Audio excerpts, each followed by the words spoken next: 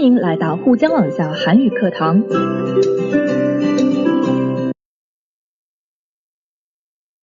안녕하세요. 연세한국어 5급 과제 부문 안봄입니다. 오늘은 제8과 3 정리해 봅시다. 총복습편입니다.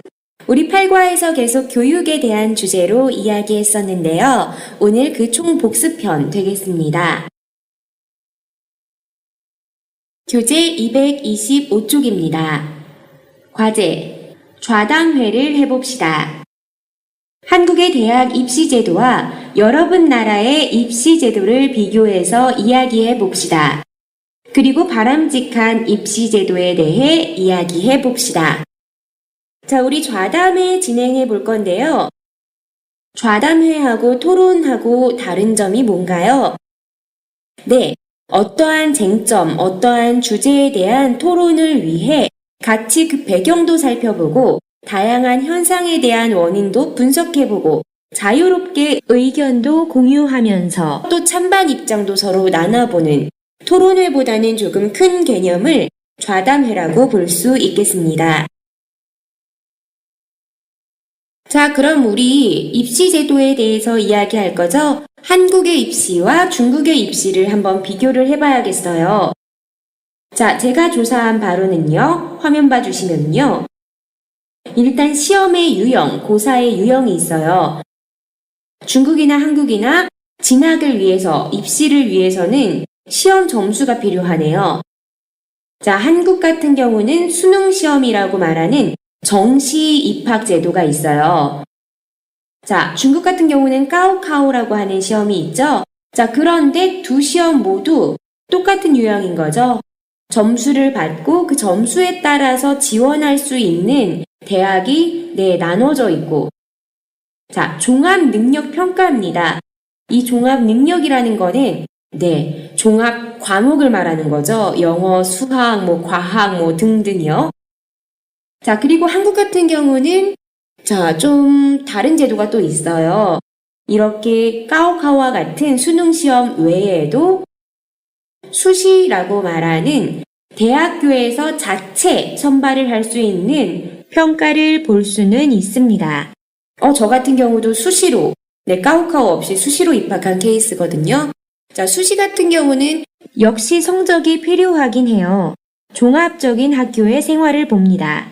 그래서 학생들이 3년 동안 어떻게 생활했는지에 대한 생활기록부라는 게 있어요. 교사가 작성하는 부분이죠. 자, 그거를 대학에서 참고를 하고 대학교 자체 시험, 면접이든 아니면 논술이든 또 어떠한 시험 유형이든 대학별로 조금 차별화된 시험을 봅니다. 자, 그 시험을 보고 대학에서 자체적으로 학생을 선발하는 제도, 수시라고 합니다. 자, 중국에서는 아직 이 제도가 특별한 전공 이외에는 없는 걸로 알고 있고요. 자, 그리고요. 종합능력평가, 한국의 수능시험, 중국의 까오카오의 시험 기간이 조금 다르긴 해요. 자, 한국 같은 경우에는 일단 대학 자체 시험인 수시로 입학을 하려면 1차 기간이 3월에서 5월, 또 2차 기간이 11월에서 12월이고요. 그리고 정시 같은 경우는 11월 둘째 주나 셋째 주 목요일에 수능시험이 행해집니다. 중국 같은 경우 까오카오 6월 7일에서 9일로 지정되어 있는 거 맞죠? 자, 그리고 특징을 살펴보면은 한국 같은 경우는 수능 등급제라고 해서 수능 점수를 받고 그 받은 점수에서 또 1등급부터 9등급까지 등급을 나눠서 그 등급별로 학교를 지원할 수 있게 됩니다. 자, 그리고 중국 같은 경우는 또 특이한 게 아무래도 땅이 넓고 또 대도시는 한정되어 있죠. 그렇다 보니까 명문대 입학이 너무 치열하잖아요. 대학별 지역 정원제가 있죠. 그래서 베이징 후코인 사람이 이 대학에 30% 정도 들어갈 수 있고 나머지 70%는 fujian성 몇 퍼센트 아니면 저장성 몇 퍼센트, 광동성 몇 퍼센트. 자, 이런 현상 때문에 중국에서는 명문대 학교가 있는 베이징이나 상하이로 호구를 옮기려고 하는 현상이 유행하고 있다고 들었습니다. 맞나요? 자, 현상 살펴봤고요. 그럼 우리 좌담회 진행해 보도록 하겠습니다. 자, 먼저 좌담회에도 진행자, 사회가 있겠죠? 자, 현황 소개한 후에, 자, 소개를 한번 해보겠습니다. 자, 우리 어떤 주제에 대해서 이야기할 건지 주제를 소개하고, 자, 첫 번째 순서를 소개하면서 진행해 보도록 하겠습니다. 자, 먼저 현황 소개입니다. 자, 중국, 한국 모두 입시 제도에 대한 관심이 뜨겁죠? 자, 왜냐하면은 진로에 정말 밀접하게 아주 직접적으로 연결되는 첫 번째 과정이기 때문입니다. 자, 이 첫 번째 과정이라는 말을 조금 더 고급스럽게 바꿔서 첫 번째 관문이다. 뭐 이렇게 말해 볼게요. 자, 이런 현상들 정리해서 소개하면요. 중국에서나 한국에서 입시에 대한 관심과 제도적 변화는 항상 학부모, 학생에게 뜨거운 관심사일 것입니다. 입시란 결국 진로에 밀접하게 연결되는 첫 번째 관문이기 때문입니다. 자, 그리고 주제 소개해 보겠습니다. 오늘 좌담회는 중국과 한국 양국 입시제도 비교 및 입시 방향이 주제로 바람직한 입시제도에 대한 양국 상황에 맞는 방향성을 찾기 위해서 준비했습니다. 좌담회의 주제와 그리고 목적까지 소개해 줬고요. 자, 다음으로는 이제 첫 번째 순서를 소개하고 들어가야겠죠? 자, 좌담회는 바로 토론으로 이어지는 게 아닙니다. 토론을 위해 준비해 나가는 과정이죠. 자, 그래서 먼저 첫 번째로, 자, 아까 우리 살펴봤던 양국의 입시제도 먼저 비교하는 순서를 갖겠습니다. 자, 어떻게 소개해주면 되죠? 먼저 각국 입시 특징 및 비교를, 자, 누군가 준비를 해왔겠죠? 자, 그분 성함을 소개하면서 께서 준비해 주셨습니다. 경청하도록 하겠습니다. 이런 식으로 소개하고 다음 순서의 사람, 양국 입시제도를 비교한 사람이 계속해서 양국의 입시제도를 비교 소개하면 되겠습니다. 자, 다음 화면 가보시죠. 자, 먼저 양국의 입시 비교 현황 소개해 보겠습니다. 자, 일단은 아시아권 국가죠. 자, 그래서 양국 모두, 학생 모두 좀 공통사항이 있어요. 진로 생각해야 돼요. 앞으로 어떤 방향으로 본인의 인생을 갈지를 생각해야 돼요. 진로도 생각해야 되고, 또 입시 준비해야 돼요. 그래서 학생들이 굉장히 바쁘죠. 이것도 하고 이것도 하느라고 바쁘다. 의랴 사용해서 소개해 볼게요. 아무래도 아시아권 국가여서 그런지 양국 학생 모두 진로를 생각하랴, 그에 따른 입시를 준비하랴 분주할 것으로 보였습니다. 자, 먼저 중국 소개해 보겠습니다. 자, 중국 같은 경우는 까오카오로 알려진 대입 시험이 입시의 주 요지였으며 가장 필요한, 가장 중요한 수단이었다. 주 요지였으며로 소개해 봤어요. 자, 대학교별로 지역 할당제가 있어서 명문대학 소재지로 호구를 옮기기가 한창 유행이었습니다. 로 중국의 입시 현황 소개해 줬고요. 다음 한국입니다. 한국 역시나 수능시험 점수로 인해 진로가 결정되는 방식이었으나 중국과 조금 다른 점은 이러한 줄 세우기식의 제도 보완을 위해 대학 자체 평가인 수시제도를 병행하고 있었습니다. 자, 성적 나오고 잘한 성적 순서부터 못한 성적 순서까지 1등 대학부터 100등 대학까지 나눠서 보내는 이런 현상, 중국과 한국 같은 현상이죠.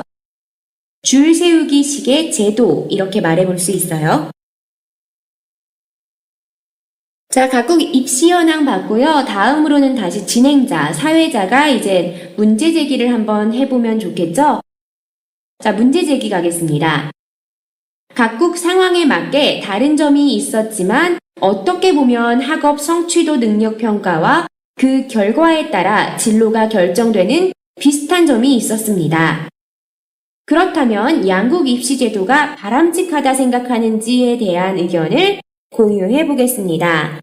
우리 입시 제도 비교도 우리의 목표지만 또 이 좌담회의 목표는 자, 바람직한 입시 방향을 생각하는 거잖아요. 자, 그쪽으로 사회자가 유도했습니다.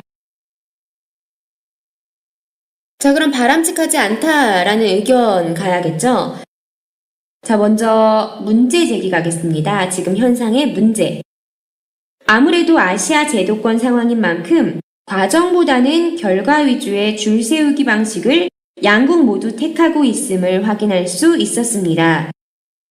자, 좋은 성적 못 받아요. 자, 그러면은 명문대학의 인기학과에 들어갈 수 없고, 그러면은 인생 다 끝난 것 같은 기분이 있죠, 학생들. 자, 이거 소개해 볼게요. 우리 공부했던 문법 중에 고서는 사용해서 말해 볼게요. 좋은 성적을 받지 않고서는 좋은 대학 인기학과에 들어갈 수 없고, 그러다 보니 대부분 학생들의 학업상 목표는 적성을 찾는 일이 아닌 좋은 성적을 내는 일이 돼버렸습니다. 단 한 번의 결과만으로 학생들 개인의 개성이 무시된 채로 진로가 정해지는 것이 과연 옳은 일인지에 대해서는 재고해 봐야겠습니다. 재고하다, 다시 생각하다라는 말이죠. 자, 이렇게 해서 이거 바람직하지 않은 것 같아서 이런 게 문제가 되니까 우리 생각해보자 라고 문제 제기했고요. 자, 이번에는요, 토론이 아니니까 좌담회니까요. 토론 같은 경우는 바로 문제가 있다라고 바로 앞에다 주장해줘야 되는데, 좌담회인 만큼 앞에 현상이나 예시, 구체적인 내용들을 먼저 말하고 우리 마지막에 바람직하지 않다라는 의견을 붙이는 방식으로 이야기해 보겠습니다. 자, 일단 과정보다 결과를 중시하는 게 문제가 되는 거고요. 그 때문에 학생들이 제대로 본인의 진로를 생각해 볼 수 없다라는 게 또 문제가 되는 거잖아요.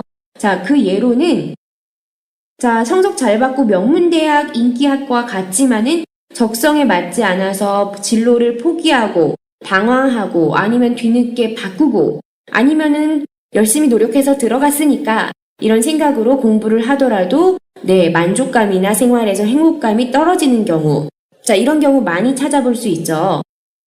자, 그래서 우리 이것에 대한 이야기 해보겠습니다. 이렇게 과정보다는 결과를 중시하는 풍조로 인해 입시에서 진로를 결정할 때 본인이 진정으로 하고 싶거나 잘할 수 있는 전공과 그를 도와줄 수 있는 학교를 선택하는 것은 생각할 수 없는 일이 됐습니다. 결국 명문대학 인기학과에 입학한 후 본인의 적성에 맞지 않아 뒤늦게 진로를 바꾸거나 방황하고 학업을 포기 또는 계속 학업을 유지하더라도 만족감과 행복감을 느끼지 못하는 학생들이 대부분이었습니다. 이러한 현상으로 볼 때 현재 입시 제도는 바람직하게 흘러가고 있다고 볼 수 없겠습니다. 자, 이제 마지막으로 방향성, 앞으로 어떤 식으로 가야 하는지에 대한 방향성을 제시해 줘야겠죠? 한국 같은 경우 이런 방향성을 제시로 해서 나온 게 아까 설명드렸던 수시제도인데 결국에 이것도요, 성과 위주고요. 이거 준비하기 위해서 각 대학 시험들, 결국에는 또 그거를 공부해야 되는 거거든요. 그래서 이는 제대로 된 보완책이 되지 못했어요. 사회적 분위기 때문에 그런 거거든요. 그럼 명문대학에 갈 수 있는 방법이 하나 더 생긴 거잖아 하고 그런 대학의 자체 시험도 하나의 성취도 평가로 만들어버린 거죠. 자, 이런 게 문제가 됐어요. 교육에 대한 전체적인 관점과 사회적 분위기가 바뀌지 않고서는 결국에는 개선되지 못하니까 어쨌든 간에 교육의 틀도 바꿔보려 해야겠고 좀 고민이 필요하겠다라는 말밖에 할 수는 없을 것 같아요. 우리가 제도 보완자가 아니기 때문에 근데 이런 어쨌든 방향성 제시는 해볼게요. 한국 같은 경우도 수시제도가 보완책으로 나온 것인데 결국 수시제도도 성과 위주의 형식만 다른 성취평가가 돼버렸습니다. 교육에 대한 전체적 관점이 바뀌지 않고서는 지금의 흐름을 크게 바꾸지 못할 것입니다. 하지만 문제점을 알고 있다면 이를 개선하기 위한 노력이 필요합니다. 우선 결과보다는 과정이 중시되고 그 과정 속에서 학생들이 진로를 결정함에 자신의 적성과 흥미를 깨닫게 하는 것이 중요합니다. 하지만 이를 위해서는 현재 양국의 교육 틀을 바꾸지 않고서는 힘들 것입니다. 자, 한국하고요, 중국하고요, 어쨌든 간에 생각을 정리해서 말하는 전개 방식이 조금 다르거든요. 이거는 모든 외국어 공통이에요. 저도 영어를 배울 때 그런 부분 때문에 영어로 글을 쓰거나 저의 의견을 말할 때 좀 애를 먹었거든요. 지금 여러분 고급 과정이기 때문에 이미 8과까지 왔기 때문에 어떠한 단어나 표현 등에서 그렇게 큰 어려움이 없을 거라 생각해요. 주로 저랑 말하기 진행하실 때 이러한 어떻게 생각을 정리하는지에 대한 그 큰 틀을 좀 봐주셨으면 좋겠어요. 자, 여기까지 좌담회 진행했고요. 다음 226쪽입니다. 문화 읽기. 배움과 선비. 자, 여러분, 선비라는 말 들어보셨어요? 자, 이렇게 선비란 뭔가 인격도 갖추고 그리고 또 학문, 뭔가 이렇게 공부하고 책 읽고 학문을 연구하는 걸 좋아하고 이런 이미지죠. 자, 우리 선비란 아주 우리 전통시대 때부터 나온 한 사회 계층이거든요. 자, 어떤 사람을 선비라고 하고 그 선비가 시사하는 바가 뭔지를 우리 본문을 통해 살펴보겠습니다. 단어 확인. 이념, 이치. 자, 첫 번째 단락 부분. 자, 선비는 어떤 사람을 말하죠? 자, 선비는 사람을 이른다 라는 첫 번째 문장의 바로 이거 정의 부분이죠. 네, 바로 학식과 인품을 지닌 사람, 특히 유교 이념을 지키고 따르는 사람을 말합니다. 자, 선비의 자격 중 특히 중요한 부분은요, 뒷부분에 나오죠. 자, 신분, 사회적 지위보다 깊은 철학과 이치를 익히고 행할 줄 아는 인격적 측면이 더 중요하다라고 했습니다. 자, 그래서 선비란 꼭 높은 관직이라고 하면 사회적 지위를 말하죠, 옛날에. 네, 높은 관직과 높은 신분을 말하고 있진 않았어요. 더 중요한 거는 인품적인, 인격적인 부분이었고요. 자, 다음 단락입니다. 정비되다, 진출하다. 자, 시대별 선비의 역사적인 변화 어떻습니까? 자, 삼국시대부터 나왔다고 했습니다. 삼국시대 초기부터 유교 문화 유입으로 개념이 형성됐고요. 자, 유교 문화 중국에서 넘어온 거죠, 한국에. 자, 그리고 고려시대에는 선비들이 관직으로 진출하기 시작됐다 했고요. 조선시대는 완전 유교 사회였잖아요. 유교가 나라의 통치 이념이었던 만큼 선비들이 핵심적인 역할을 했다고 했습니다. 자, 다음 단락 단어 확인해 주세요. 생애, 학문을 닦다, 정진하다, 깨우치다. 자, 다음은 내용 확인입니다. 선비의 생애 중 가장 두드러진 특징은 무엇이었나요? 네, 두 가지입니다. 학업과 벼슬살이라고 했습니다. 학업, 공부하는 거고요. 벼슬살이, 직업, 뭔가 이렇게 높은 직업, 지금으로 말하면 뭐 정치인, 공무원 뭐 이런 거죠. 자, 이런 벼슬살이를 하는 것, 이것이 가장 생애 중 두드러진 특징이었고, 자, 하지만 가장 주요한 선비의 생애 과업은 뭐라고 했습니까? 네, 이 부분이죠. 학문을 닦고 정진해서 도리를 깨우치고 삶에 실천하는 완성된 인격체가 되는 것이라고 했습니다. 어쨌든 선비는 인격적인 부분이 굉장히 중요하게 다뤄지는 사람이에요. 자, 계속해서 내용 확인이요. 선비의 개인적, 사회적 역할을 분리하면요. 네, 앞부분 나오죠? 개인적인 것은 이 부분. 학문을 익히고 도리를 깨치는 일, 사회적으로는 관직에 나아가 배운 것을 사회적으로 실천하는 일이라고 했습니다. 네, 공부하는 거 중요하고 도리를 깨치는 일도 되게 중요하고 또 사회적으로는 어쨌든 간에 일을 해야겠죠. 공무원이나 정치가가 돼서 관직에 나아가서 배운 것을 실천하는 차원에서 그 역할을 했다고 했어요. 자, 관직에 나간 후 바람직한 선비의 모습은요. 마지막 부분에 나오죠? 자, 이 부분 좀 간단하게 정리해 볼게요. 이들은 관직에 나가서도 자신이 맡은 일이 정도에 어긋나거나 자, 자기 기준에 만족하지 않았어요. 자, 그리고 임금이 자신의 간언을 받아들이지 않을 때 조금 임금한테 싫은 소리를 했지만 맞는 소리를 했어요. 자, 근데 임금이 안 받아줘. 자, 이럴 때요. 망설임 없이 관직에서 물러나는 모습을 보여주었다. 임금, 너 내 말 안 들어? 그래, 내 말이 맞는 소린데 너 안 듣지? 그러면은 내 말은 맞아. 너는 네 말은 틀려. 자, 내가 보여줄게. 어떻게? 나 내 직업 포기해. 돈 버는 것 나한테 안 중요해. 네가 바른 길로 가는 게 중요해. 이렇게 아주 극단적으로 보여주거나 본인의 기준에 일이 어긋나도 그렇다고 했어요. 자, 이런 말 정리해보면 자신의 신념을 버리지 않았다고 볼 수 있겠죠? 자신의 신념을 버리지 않는 일이 바로 바람직한 선비의 모습이었습니다. 자, 다음 단락 단어 확인해 주시고요. 제약, 덕목, 지침, 바치다. 계속해서 내용 확인입니다. 선비들이 공통적으로 추구했던 가치는 뭐라고 했죠? 네, 유교의 가장 기본적 덕목인 바로 인과 의죠. 선비 정신의 핵심이라고 했습니다. 그 외에 생활 지침으로 충과 효가 있었고요. 자, 이러한 선비 정신의 예를 보여주는 부분은요. 네, 바로 마지막 부분. 나라가 위기에 처했을 때 의병을 일으켜서 외적을 물리치기도 했고 나라를 구하는데 생명을 바치기도 했다고 했습니다. 읽기 후 확인입니다. 1번. 선비란 어떤 사람을 말합니까? 우리 첫 번째 단락에서 이 부분 확인했었죠?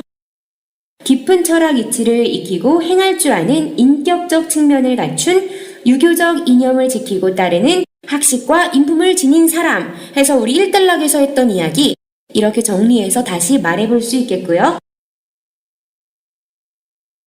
자, 2번. 선비의 본분을 정신적 측면과 실천적인 측면에서 이야기해 보십시오. 자, 우리 이 부분에서 확인했었죠? 정신적 측면은 학문을 익히고 도리를 깨우치는 것이었고요. 실천적 측면은 사회적으로 관직에 나아가 벼슬살이를 하는 것이었습니다. 마지막 3번입니다. 여러분 나라에서 역사적으로 존경받는 삶은 어떤 것입니까? 네, 한국에 선비가 있었다고 하면은 중국은 그 더 오래전부터 선비와 같은 삶을 지금도요, 마찬가지로 존경받는 삶으로 여기고 있죠. 자, 바로 성인군자 말할 수 있겠습니다. 자, 성인군자의 삶에 대해서 우리 도입부터 성인군자에 대한 정의와 특징 한번 이야기해 볼게요. 자, 먼저 도입으로 한국과 비교하면서 이야기 시작해 보겠습니다. 한국에는 선비적 삶을 존경받는 삶으로 생각해 왔다면 중국에는 성인군자의 삶이 있습니다. 자, 다음 성인군자의 정의입니다. 성인군자란 인물을 말합니다. 이 앞에다가 정의 붙여보면 되겠죠? 자, 성인군자, 유교에서 말하는 인격자죠. 그리고 가장 이상적인 인물을 말합니다. 자, 그렇게 말하면요. 성인군자란 유교에서 말하는 인격자로 가장 인상적인 인물을 말합니다. 자, 성인군자의 특징. 자, 성인 같은 경우는 거의 찾아보기 힘들다고 공자께서도 말씀을 하셨어요. 자, 아주 유교에서 말하는 가장 인격적인 최고의 존재죠, 성인은요. 자, 공자 또한 자신도 도달하지 못한 경지라고 말했고, 하지만 군자는 한국의 선비랑 비슷하다고 보면 되겠어요. 자, 학문에 정진하고 도리를 깨우치며 어디에서나 만날 수 있는 존재라고 했습니다. 자, 이거 정리해서 말해볼게요. 하지만 성인은 가장 인격적인 최고의 존재를 이르는 말로 공자 또한 자신도 도달하지 못한 경지라고 말했으나 군자는 한국의 선비와 같이 학문에 정진하여 도리를 깨우치면 어디서나 만날 수 있는 존재라 했습니다. 자, 다음 성인군자의 자격과 역할입니다. 자, 성인이 되기 전의 단계를 군자라고 할 수 있는데 군자는 유교적 인격을 갖추지 않고서는 도달할 수 없다고 했습니다. 또한 인격을 갖추고 사회적 지위까지 있어서 정진한 바를 실천할 수 있으면 더할 나위 없이 좋다고 했습니다. 자, 현재와 비교해 봐야겠죠? 자, 우리 군자라고 볼 수 있는 분들 제자백가 있잖아요. 중국의 춘추 전국시대에 시대가 혼란스러울 때 공자, 맹자 이런 제자백가들의 학자이자 사상가들이 많이 나왔었죠. 그때부터 주로 성인 군자의 삶을 존경받는 삶으로 하면서 많은 제자들을 성인 군자의 삶을 담도록 가르쳤어요. 자, 이 부분 한번 이야기해 볼게요. 성인 군자를 논하고 이에 덕목을 가르친 학자이자 사상가들은 주로 공자, 맹자 등의 춘추 전국 시대의 제자백가들입니다. 혼란스러운 시대에 각 지방을 다스리는 제후들 및 왕들의 인격이 땅에 떨어져 백성들의 삶을 힘들게 만들고 시대적 혼란을 일으켰던 시대에 성인군자들의 인격은 시대 혼란을 극복할 수 있었던 한 수단이었기 때문입니다. 현대사회에도 적용시켜 볼게요. 현대사회에서도 마찬가지입니다. 아무리 부를 이뤘고 지위가 있으나 인격적으로 완성되지 않고서는 진정으로 사람들에게 존경받기 힘듭니다.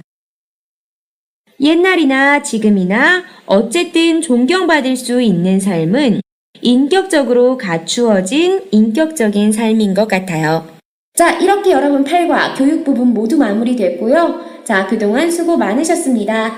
자, 이제 9가 새로운 주제로 다시 찾아뵙겠습니다. 자, 수고했습니다. 다음 시간에 또 만나요. 안녕히 계세요.